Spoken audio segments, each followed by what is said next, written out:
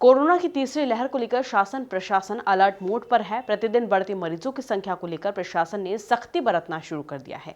Corona की तीसरी लहर को लेकर कई महत्वपूर्ण बातों के बारे में हम जानेंगे ऐसे शख्स से जिन्होंने कोरोना की दूसरी लहर में कोविड मैनेजमेंट को लेकर महत्वपूर्ण भूमिका निभाई थी। देखिए एमपी न्यूज टीवी पर राज्य आपदा प्रबंधन समिति के सदस्य डॉक्टर निशांत खरे के साथ खास 1-to-1 चर्चा। नमस्कार, स्वागत है आपका एमपी न्यूज़ में। लगातार फिर कोरोना के केसेस बढ़ते नज़र आ रहे हैं। इंदौर में 500 से ज़्यादा केसेस वापस पॉजिटिव कोरोना केसेस सामने आए हैं और ऐसी सेकेंड वेव जैसी घातक सिचुएशन इंदौर फेस ना करे, इसके लिए सबसे ज़्यादा ज़रूरी है कि इंदौर के लोग जागरूक होकर अब जो कोरोना के सिम्टम्स हैं उसको नज़रअंदाज ना करते हुए अपने आप की सुरक्षा पे ज़्यादा ध्यान दें। इसी के मद्देनज़र आज हम आपके लिए लेकर आ रहे हैं एक स्पेशल बातचीत डॉक्टर निशांत खरे सर से, जो डिस्ट्रिक्ट क्राइसिस मैनेजमेंट के सदस्य हैं। मध्य प्रदेश द्वारा मुख्यमंत्री द्वारा जो एक टास्क फोर्स टीम बनाई गई थी उसके सदस्य हैं। डॉक्टर निशांत खरे सर हमारे साथ में हैं। सर, हम आपसे जानना चाहेंगे कि इंदौर में लगातार कोविड के जो केसेस हैं वो बढ़ते जा रहे हैं, 500 से ज़्यादा केसेस आ रहे हैं, तो क्या ये डेल्टा वेरिएंट के केसेस हैं या ओमिक्रॉन के केसेस हैं? क्योंकि डेल्टा वेरिएंट जब हमने सेकेंड वेव में देखा था तो वो बहुत ज़्यादा घातक सामने आ रहा था, लोग बहुत ज़्यादा पैनिक हो रहे थे, तो क्या कुछ अभी का सिनेरियो है? देखिए, अभी हम केसेस की संख्या लगातार बढ़ते हुए देख रहे हैं और अब मेरे ख्याल से काफ़ी सेफ होगा ये मानना कि इसमें से अधिकतम केसेस ओमिक्रॉन वेरिएंट के ही होंगे। धीरे कर ओमिक्रॉन डेल्टा को रिप्लेस करता जा रहा है। ओमिक्रॉन की हम सब ये सुन रहे हैं और जान रहे हैं कि उसकी जो फैलने की गति है वो फैलने की गति काफ़ी तेज़ है। डेल्टा के बजाय शायद वो 5 से 7 गुना ज़्यादा तेज़ी से फैलता है। और एक बस हमारे लिए कहना चाहिए लाइफलाइन ये है कि उसकी सिम्टम्स की तीव्रता या उसकी डिजीज़ की सिवियरिटी 8 से 10 गुना कम होती है। तो अभी हम ये मानकर चल सकते हैं कि ये जो मरीजों की संख्या बढ़ रही है और ये और बढ़ेगी, ये अभी ओमिक्रॉन वेरिएंट के कारण ही है। ओके, तो सर ओमिक्रॉन वेरिएंट के क्या कुछ सिम्टम्स हैं? क्योंकि डेल्टा वेरिएंट में सिम्टम्स क्लियर थे कि आपको हेडेक है, आपको हाई फीवर है, सर्दी होना, खांसी होना। ऐसे ओमिक्रॉन के क्या कुछ वेरिएंट्स हैं, क्या कुछ सिम्टम्स हैं? देखिए, एक सामान्य प्रश्न ये भी है कि क्या ओमिक्रॉन कम घातक है, तो इसका उत्तर अब डेटा तो हाँ ही में ही देता है। बहुत सरल होगा ये समझना कि हमारी जो पूरी श्वसन प्रणाली जो होती है, सांस लेने की जो प्रणाली है, ओमिक्रॉन उसमें ऊपर की तरफ रहता है, नीचे फेफड़ों में कम जाता है। डेल्टा जाकर फेफड़ों में घर बनाता था, इसलिए सिवियरिटी ज़्यादा थी डिजीज़ की। अब ये चूँकि ऊपर की तरफ है तो फैलता तेज़ी से है पर सिवियरिटी कम है। सर्दी, खांसी, हल्का बुखार, ये सारे सिम्टम्स इसके भी हैं। बहुत ज़्यादा जो डेल्टा के समय हम सबको याद होगा कि जो सुगंध नहीं आती थी या स्वाद नहीं आता था, वो प्रकार के सिम्टम्स ओमिक्रॉन के सिम्टम्स नहीं हैं अभी। बाकी जो लगभग माना जाए बीमारी के चिन्ह वो एक ही प्रकार के हैं, डेल्टा के और ओमिक्रॉन के। सिवियरिटी या तीव्रता जो है वो ओमिक्रॉन की कम है। तो सर, जैसे डेल्टा वेरिएंट के टाइम पे बहुत ज़्यादा लोगों को पैनिक हो गया था, 15 दिन का एक उनको आइसोलेशन क्वारंटाइन पीरियड एक दिया जाता था। तो क्या ओमिक्रॉन, अगर आप पॉजिटिव हो रहे हैं ओमिक्रॉन वेरिएंट से, तो क्या उसका ड्यूरेशन भी सेम है? देखिए, ओमिक्रॉन, मैं बार बार दोहरा रहा हूँ, उसकी फैलने की गति तेज़ है। जब किसी चीज़ की फैलने की गति तेज़ होगी तो इसमें तो आइसोलेशन करना, क्वारंटाइन करना, अकेले रहना, ये और महत्वपूर्ण होता जाएगा। अभी जो प्रोटोकॉल फॉलो कर रहे हैं वो 7 दिन का आइसोलेशन फॉलो करते हैं ओमिक्रॉन के लिए और दुनिया भर में लगभग यही ट्रेंड है।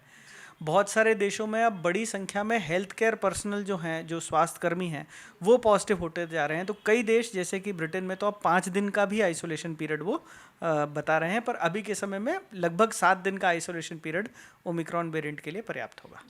सर, अगर किसी को कोविड पॉजिटिव अगर किसी की रिपोर्ट आई है तो क्या कुछ वेरी फर्स्ट स्टेप उसे लेना चाहिए? क्योंकि सेकेंड वेव के टाइम पे हम सभी ने देखा था कि हॉस्पिटल में रश कर रहे थे लोग, जिसके कारण ऐसी सिचुएशन आई थी कि बेड की अवेलेबिलिटी कम थी, एक बहुत ही सीरियस सिचुएशन सामने आ रही थी, पैनिक सिचुएशन सामने आ रही थी। तो अगर कोई घर का मेम्बर ऐसा है या कोई एक व्यक्ति ऐसा है जिससे कि पॉजिटिव रिपोर्ट आई है, तो उसे वेरी फर्स्ट प्रिकॉशन क्या लेना चाहिए?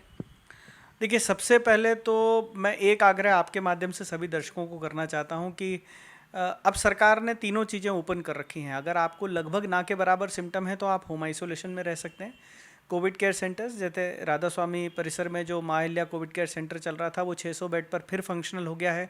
अन्य 600 बेड भी ऐड किए जा रहे हैं। अस्पतालों में भी पर्याप्त सुविधा अब मौजूद है।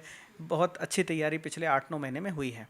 उदाहरण के तौर पर ऑक्सीजन जो इंदौर में 20-25 मेट्रिक टन बनती थी वो अब 100 से ऊपर मेट्रिक टन प्रतिदिन बनाई जा रही है। तो पहली चीज़ तो लोग टेस्ट कराने से ना डरें। बीच में देखने में आ रहा था कि शायद हमको पकड़कर कहीं कर दिया जाएगा, इसलिए हम टेस्ट ही नहीं करा रहे थे, तो टेस्ट कराइए। अभी भी वो जो एक बहुत ही मूल प्रिंसिपल था कि जितनी जल्दी हो सके टेस्ट कराएं, ये पहली बात है। टेस्ट कराने के बाद अगर आप पॉजिटिव हैं तो तुरंत अपने आप को आइसोलेट करें। यहाँ फिर समझिए कि जब भी हम कहते हैं कि बीमारी की तीव्रता कम है तो ये कोई जनरल रूल नहीं है, ये सर्वव्यापी रूल नहीं है।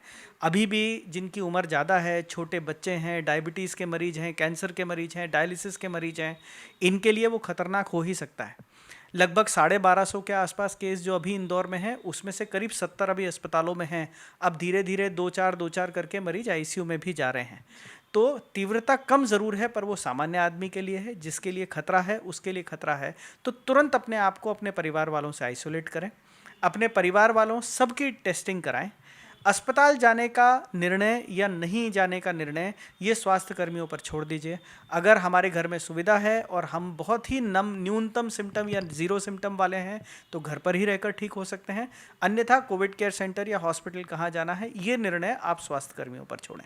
जी सर, जब सेकेंड वेव आई थी, जब वहाँ पे बहुत ज़्यादा केसेस आ रहे थे, तो लोगों को एक और डर था कि अगर हम टेस्ट रिपोर्ट करवाते हैं, हमारा पॉजिटिव आता है, तो हमें बहुत ही ज़्यादा अपने घरों से दूर रहना पड़ेगा एंड ये एक बहुत ही सीवियर बीमारी थी। तो ये जो एक मिथ है सर, ओमिक्रॉन वेरिएंट में भी क्या सेम यही चीज़ें चलती आएंगी? क्या लोगों के मन में जो डर है वो निकाल पाएंगे हम सब? देखिए, कुछ हद तक तो हम कह सकते हैं कि डर थोड़ी मात्रा में अच्छा भी है, कुछ डर तो होना ही चाहिए। हमको ज़बरदस्ती पकड़कर ओमिक्रॉन में अलग कर ही दिया जाएगा, ऐसा नहीं होगा। मैं अपना जितना साइंटिफिक ज्ञान है उस आधार पर ये कह सकता हूँ कि इसकी फैलने की गति डेल्टा से तेज़ रहेगी। हम आज 500 के आसपास नंबर देखते हैं, हम बहुत ही जल्दी हज़ारों के आसपास का नंबर देखने लगेंगे। लेकिन इसमें अस्पताल जाने की दर जो है ये बहुत कम रहने वाली है। फिर भी मैं फिर दोहरा रहा हूँ, जिसको खतरा है उसको खतरा है।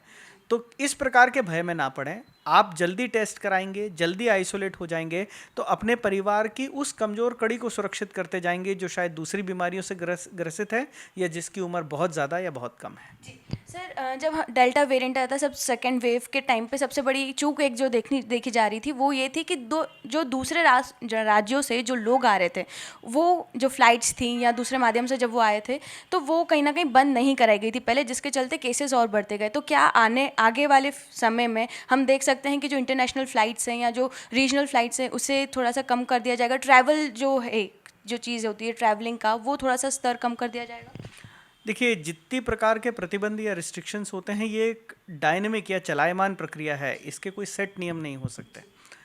अब जबकि केसेस आ रहे हैं और आने लगे हैं, जब इनकी संख्या बढ़ती जाएगी तो चाहते ना चाहते हुए भी कई बार कुछ प्रतिबंध, कुछ रिस्ट्रिक्शंस लगाने पड़ते हैं। बहुत सारे एयरपोर्ट्स पे अब फ्लाइट से उतरने पर RT-PCR वगैरह टेस्ट की मांग दोबारा प्रारंभ हो गई है।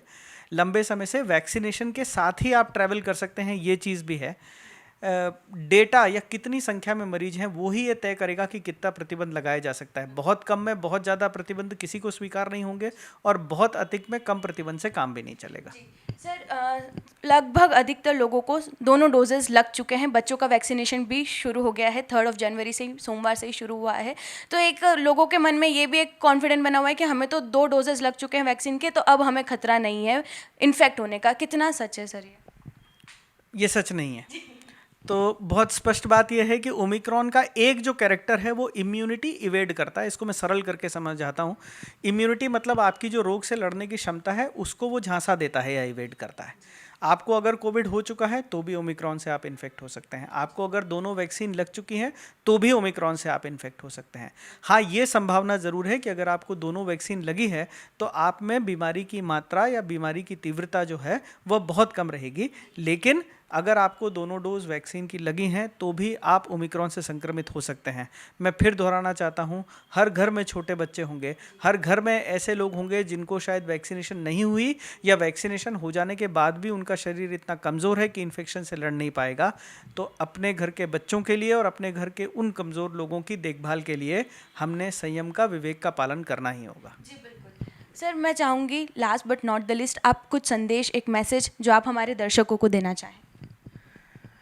तो अभी कोविड की तीसरी लहर जो अब ओमिक्रॉन वेरिएंट ड्राइव कर रहा है, इससे हम सभी संघर्ष कर ही रहे हैं। शायद इसकी तीव्रता कुछ कम है, ये अच्छा है, परंतु इसकी फैलने की गति बहुत तेज़ है। इसे हल्के में लेना कहीं से कहीं किसी भी प्रकार की अक्लमंदी नहीं होगी। हम सतर्क रहें, अपने स्व विवेक का पालन करें। मुझे बहुत हद तक ये लगता है कि अगर हम अपने विवेक का पालन, जिसमें मुख्य रूप से मास्क का लगाना, अनावश्यक रूप से ट्रैवल नहीं करना और बड़ी गैदरिंग्स जहाँ हो रही है वहाँ नहीं जाना, मैं फिर दोहरा रहा हूँ, मास्क का लगाना, अगर हमने इतने को ही प्रारंभ कर दिया और ये अगर हम पूरी तन्मयता से करते रहे, हमने अगर इसकी संक्रमण की गति को 20 से 30% भी कम कर दिया, तो मुझे बहुत विश्वास है कि बिना किसी बड़े लॉकडाउन के शायद हम इस वेव से निकल सकते हैं। सब कुछ हमारे विवेक और हमारे व्यवहार पर निर्भर है। तो आप सभी से आग्रह है, अपने विवेक का प्रयोग कर कर कोविड अनुकूल व्यवहार करें।